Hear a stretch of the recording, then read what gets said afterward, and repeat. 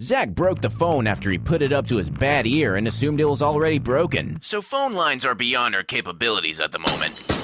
You can join in the conversation on social media instead. Just go to facebook.com/DMac and Zac and hit like. And follow us on Twitter @DMac and Zac.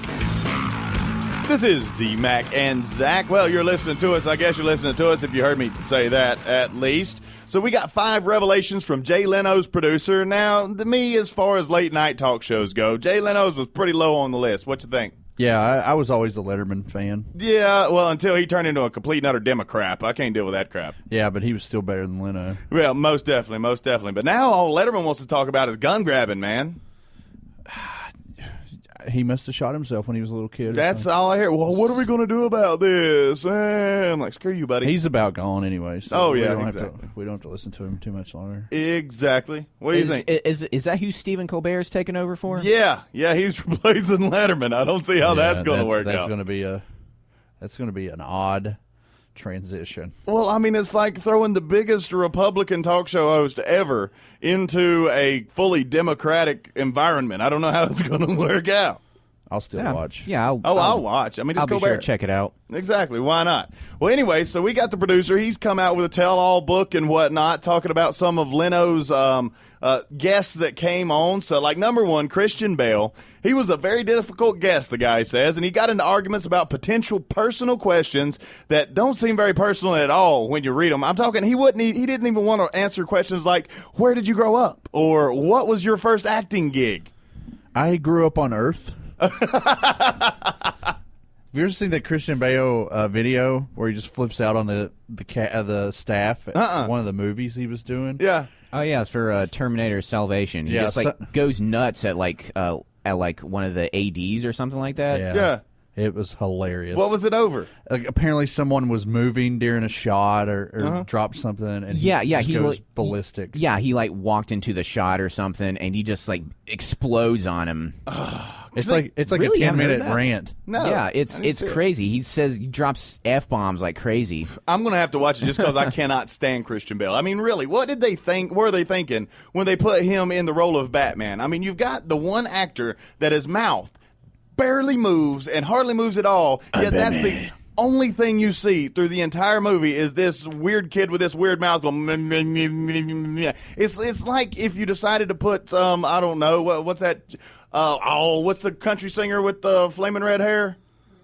Reba McEntire. If you decided to stick Reba McEntire in a Catwoman costume I'll and had her walk out sing. of here right now. You start talking about Reba. Watch your mouth when she sings, though. It kills me every time. She can sing now. Don't get me wrong. Don't you take Fancy down.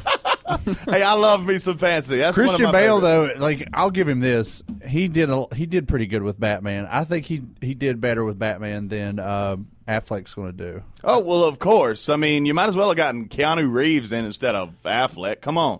Keanu Reeves, I think we went too far.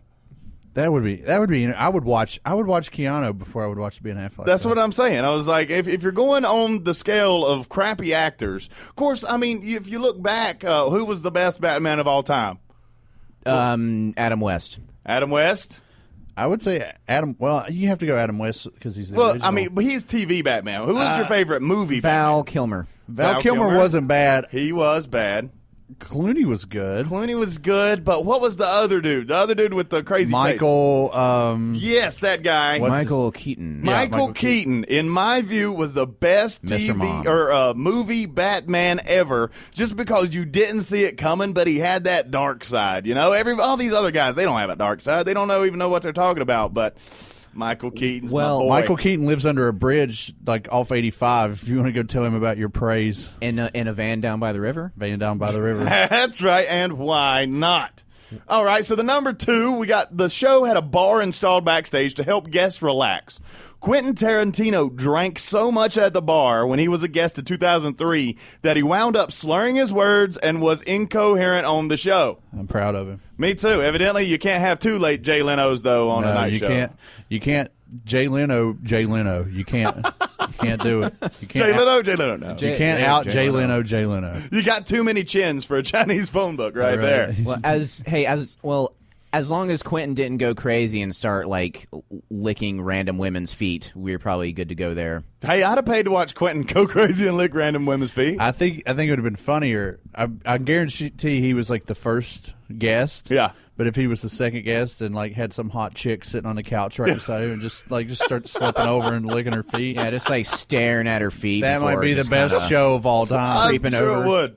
Hey, but speaking of Quentin, I was, watching Golden Girls one night, nothing else on TV, and I like to get my Golden Girls fix on every once in a while because that's just a good show. It really is. If you ever watched it. Who is your favorite Golden Girl? My favorite Golden Girl, it would have to be Betty White, of course. Blanche is my favorite. Yeah, Blanche. Well, you would like to hook her. Yeah. I am a stickler for the sluts. I like the dumb ones. That's what I go after. She's not a dumb slut, but that's what they needed, a dumb slut. They did. No. What's her name? Rose was the dumb one. Rose was Betty dumb, White. but she wasn't a slut. Well, no, she wasn't a slut. Well, she might have been. You could have talked her into doing anything. We're about to have a violent breakup right here in the studio. We're done. Which was the best Golden Girl? Anyway, so I'm watching the Golden Girls, right? And I look in the back, and it's the episode where the mother's getting married. The little old lady? Yeah. She was Sophia? Sophia. She was getting married, okay? Well, about that time, and they're having an Elvis wedding. Well, I look over, and there's all these Elvis impersonators standing over here, in like a choir. And they all jump up, and they start playing, air guitars and all this mess. And I look around. Quentin Tarantino's one of them. That was his first acting gig ever awesome. that actually made it on was Quentin Tarantino as an Elvis impersonator on the Golden Girls. You could win a lot of money in a bar bet. You could, most definitely. It was like, was Quentin Tarantino ever on the Golden Girls? No, he might have directed one or two, but he was an Elvis impersonator. That was his first job. If Quentin Tarantino directed Golden Girls, there would probably be a lot more violence. Yeah, and a lot more, everything else. Number 3, Dennis Rodman. He made 28 appearances on the show and had such a problem with being late that they wound up having to send a helicopter to get him. Well, I mean, it's Dennis Rodman. Yeah. You really expect someone such as Dennis Rodman to be punctual? Not true. I mean, that's coming from me. How late was I today? 10, 15 minutes?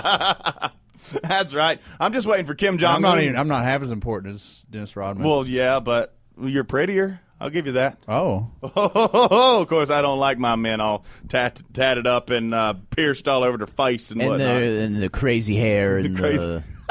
And being best friends with Kim Jong-un. I keep waiting for Kim Jong-un to send over a V-rocket to pick him up. Yeah, it'll be picked up by someone in Alaska and shot down. I was just hoping that he would just get stuck over there. I know. He just wouldn't let him leave. No, you're here. Yeah, Kim Jong-un starts sending over videos of him just, laid out on the couch on Kim Jong-un's lap, and he's just rubbing his head like his favorite little puppy dog. You are mine now. You are mine. I wonder who we'd have to trade. Who Obama would have to trade to get Dennis Rodman back. Let's trade Obama. Dennis Rodman. Put Dennis Rodman in. Dennis Rodman's a way better rebounder than Obama. Well, there is that. There is something to be said for Dennis Rodman is a national treasure. He's a fixture. That's what he is. Really we'll never get rid of him. Number 4, the show tried to bribe, actually speaking of presidents, they tried to bribe Bill Clinton to come on and sent him a $12,000 custom-made bike. Now, I was thinking of a motorcycle, right? But I don't think this is a motorcycle, because if you get a custom motorcycle, that sucker's going to run you upwards 30, 40 grand. $12,000, that was when he was on his health kick, right after he had that heart, the big bypass and everything he had. Monica Lewinsky sucked out his heart. Yeah, I remember that. That's what happened. They don't call her Hoover for nothing. Anyway, so $12,000 custom-made bicycle. Now get this, okay? Is that thing a Huffy? Is it a 2-seater? Does it have the boy bar on it? He accepted the gift, but he still wouldn't come on the show because he resented all of the Monica Lewinsky jokes. What an ass. Exactly. You can't make fun of yourself, don't make fun of anyone else. Exactly. And then you turn around and, hey, I saw where Monica Lewinsky turned 50 the other day. How'd she look? I'm sitting here thinking, 50? How long ago was this that she was an intern? I know, yeah, and then you have to think that, Bill Clinton's presidency was over 15 years ago. That makes you feel kind of old. But serious though, 15 years ago was his presidency, right? So That's she was when in all her this went down. 30s as an intern. As an intern, yes, she was 35 years old. It You didn't gotta make me feel as bad. You got to be rethinking your career goals at that point. You're like, I think that's what she was trying to do. Yeah, she was trying to work her way up to the top. Too bad she only got waist level. Oh, The show won. The show won. and we're getting kicked in. Someone's saying, "Get out of here." We're kicked out of here for that one. It's okay because I've locked the door. They can't get in without, well, it'll be Ruby Ridge all over again. The show once bumped Benjamin Bratt for a segment with an animal trainer because they knew it would do better ratings-wise. Now, Bratt boycotted the show from then on out. See, who cares? It's That's what I'm Benjamin saying. Bratt. It's Benjamin Bratt. I would rather see a giraffe lick someone's head, or or Monica Lewinsky licked someone. Anyway. yeah.